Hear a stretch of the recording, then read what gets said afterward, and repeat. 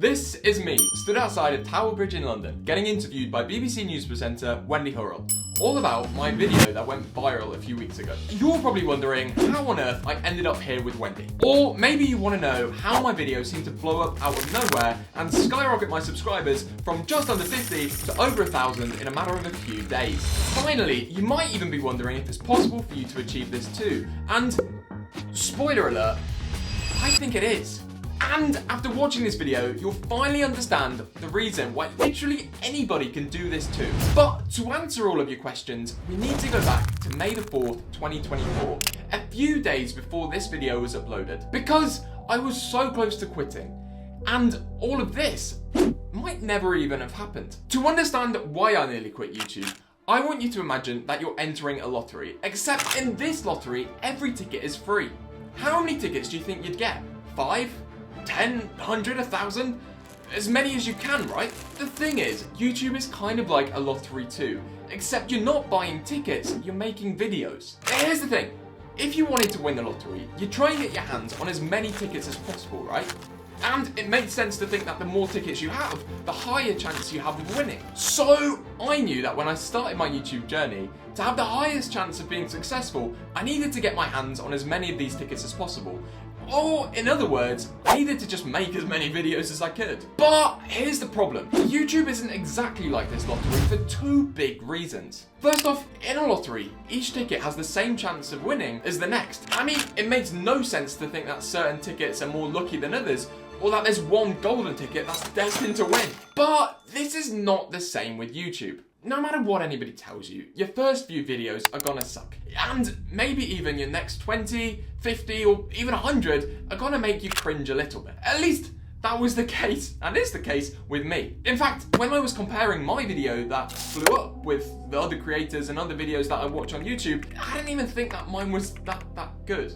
But that doesn't change the fact that I was proud of what I'd accomplished, the amount of effort that I put in, and the amount of work that I did to get me the end result. But the point is, it would be completely irrational to expect your first YouTube video to have the same chance of success as your 20th video, your 100th video, or even your 1,000th video, by which point you'd expect that you have a good idea of what actually makes a good video. I think there's something even more important that explains why so many people get started on YouTube, or any creative thing for that matter, stick with it for a bit, and then give up. I nearly became one of those people too. Let me explain. With the lottery, you know what prize you're trying to win.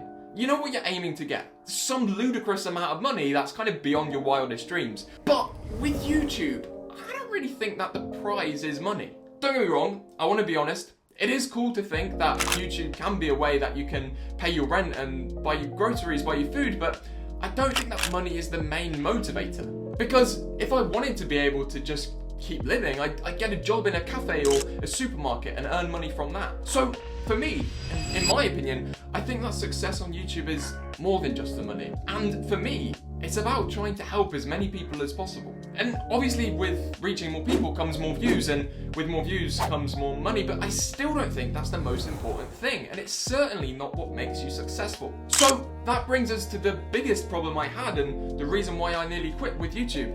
I could keep buying tickets, making video after video after video, but there's no guarantee that I'd be reaching anybody. But in spite of this, and in spite of getting hardly any views, I kept going, because the process of making videos, the process of buying tickets, was so enjoyable. If you played the lottery like this and kept buying tickets just because you enjoyed the process of it, people would say you have a problem, and your friends and family would probably stage an intervention. On YouTube, you're called a content creator. At least an aspiring one. So for me, when the start of May came, I was putting so much time, energy, effort and love into making these videos, but nobody was actually seeing them, so I wasn't helping anybody. And if I wasn't helping anybody, what was the point of any of this anyway? And this takes us to May the 4th.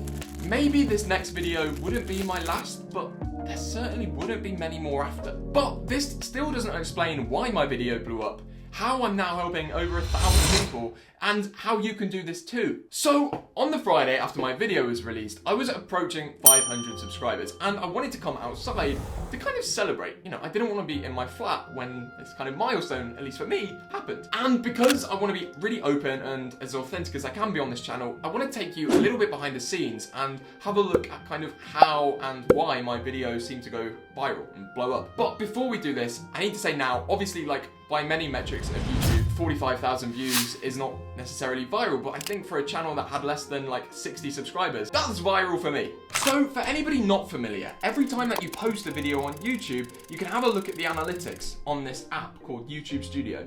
And basically, this just gives you some statistics of how well your video is performing.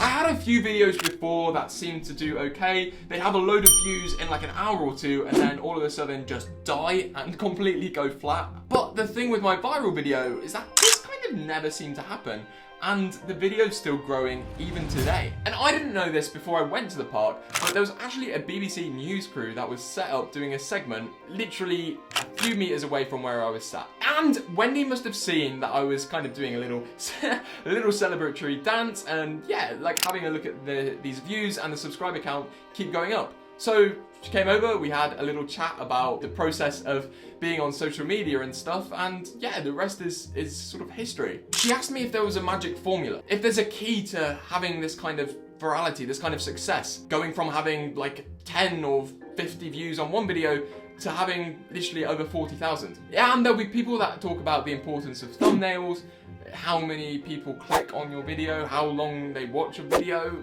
I think they matter, but I don't know if there is a magic formula. I had a think, and I'm pretty sure that there is one thing you can do if you want to achieve this too. And maybe there's only one thing you can do. On the surface, the answer to how you can replicate this is quite easy and it's quite straightforward. You've just got to keep buying tickets, making videos. But this is where we run into a problem that 99% of people fall into the trap of. And I'm so confident that if you correct this, it will drastically change the course of your life. So let's say that this cup is whatever kind of creative thing you have that you're putting work into. So for me, this cup represents YouTube. And each time I make a video, I put a bit more effort in. I learn a new editing trick. I'm filling this cup over time. And when that cup finally overflows, represents the time that we get a viral video. But the issue is, when you're filling this cup, you're doing it by yourself. It's very rare that you're working in a team or anybody else sees all of that work and the effort that goes into trying to fill your cup, trying to achieve any sort of success. All the effort, the late nights, the missing meetings with your friends, wondering if it's worth it, thinking that you should quit. Nobody sees that. People only see the success when your cup finally overflows. And the biggest issue is that you don't actually know what size cup you're trying to fill. It might be as small as this, or it might be this size, or it might even be bigger than this. So you have to stay confident and you have to stay patient, knowing that you're filling a cup that eventually, one day, will overflow. You've got to stay patient on working on one cup, on one creative thing. Because if you keep filling lots of different cups, none of them are going to overflow. None of them are going to achieve any sort of success. So whilst everyone around you is jumping from one thing to the next, you've got to stay patient. So if I were you, you've got to start filling your cup. It doesn't have to be YouTube. It can be a blog, it can be TikTok, it can be Instagram, it can be painting, it can be interpreted dance, whatever you like, but you've got to be contributing to something. You've got to be filling your cup. All it takes is one piece of content to change your life. I can't give you a date to mark in your calendar, and I wish I could because, oh my gosh, that would have helped me so much. But you've just got to keep going. And here's the craziest thing of all. When that day does come, when your cup does overflow, you'll realise that success had no end date. That feeling you're chasing isn't the moment in which your cup overflows. No, that feeling is just the ups and downs you get along the journey of filling your cup. And I hate to break it to you, but this era of social media isn't going anywhere. And in this day and age, you can either be a creator or you can be a consumer. And if you stay as a consumer forever, you're going to end up on your deathbed full of regrets. I want you to leave a comment of what cup you're going to start to fill, and I'll come and support you if you leave a link. I'll come check it out. I'll leave a like. But you might still want some inspiration before you get started. So for that, you're gonna want to watch my first video that I've ever made on this channel, and also the video that eventually went viral. So I'll see you there.